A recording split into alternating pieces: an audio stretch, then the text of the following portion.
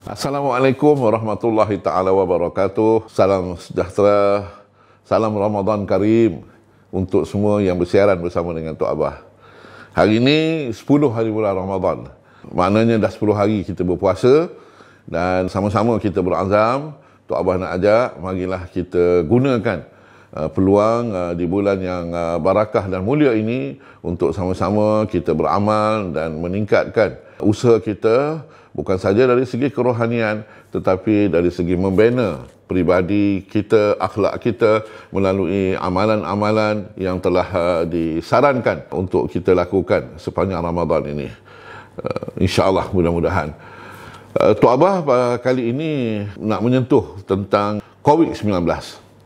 Kerana sejak 2-3 hari ini Tok Abah lihat isu ini nampaknya menjadi suatu yang amat memberikan kegusaran kepada semua pihak, baik pemerintah ataupun rakyat. Dan kalau kita lihat peningkatan angka yang berlaku, sejujurnya memang membimbangkan. Namun kita juga terima hakikat bahawa kerajaan telah melaksanakan pelbagai usaha berbelanja berbilion ringgit untuk mengawal COVID-19 ini. Dan kita juga maklum pelaksanaan vaksin kepada rakyat juga telah mula dilaksanakan. Tetapi nampaknya seolah-olah semua usaha yang sedang dilakukan ini pergi ke jalan yang buntu, macam tak ada perubahan yang berlaku. Satu perkara yang Tok Abah nak kongsi di sini ialah baru-baru ini Tok Abah dengar satu kenyataan yang diberikan oleh seorang tokoh pemikir dan ahli akademik yang tersohor, Profesor Dr. Jomo. Beliau menyebutkan bahawa kita kena terima hakikat bahawa COVID-19 ini akan terus kekal dalam kehidupan kita untuk beberapa waktu yang akan datang. Bahkan mungkin sampai 10 tahun. Jadi kalau itulah situasinya, barangkali kita kena duduk dan berfikir semula bagaimana kita kena membuat penyesuaian untuk hidup dalam suasana yang seperti ini. Sudah tentulah pendekatan dengan memberikan tekanan, ugutan dan naratif yang menunjukkan bahawa rakyat sukar untuk mematuhi peraturan dan SOP yang telah ditetapkan perlu dikaji semula dan dilihat bagaimana boleh diperbaiki.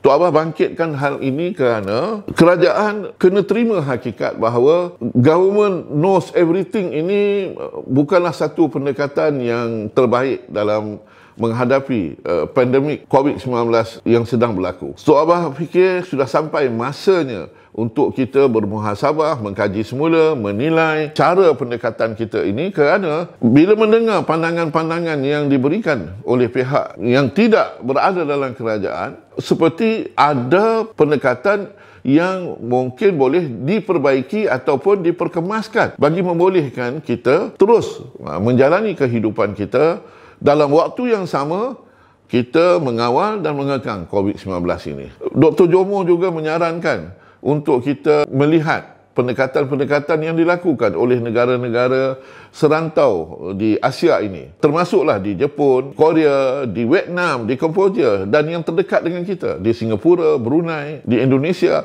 Tok Abah sebut nama negara-negara ini kerana dilihat Thailand satu lagi yang kalau dilihat negara-negara ini nampaknya pendekatan yang mereka lakukan jauh lebih berkesan, lebih efektif dan kehidupan rakyat nampaknya tidaklah tertekan seperti mana yang kita dengar dan kita lihat sedang berlaku di negara kita. Kalau di luar sana, kalau kita pergi berjumpa dengan rakyat di lapangan, semuanya melahirkan keresahan mereka tentang apa yang sedang berlaku sekarang. Lebih-lebih lagi dalam menghadapi Ramadan dan kemudiannya nanti kita akan menyambut Syawal. Apabila mendengar arahan bahawa merentas negeri diperketatkan, of course balik kampung ni dah nampaknya tak boleh untuk menyambut hari raya, dan raya pun tak boleh lebih pada 20 orang.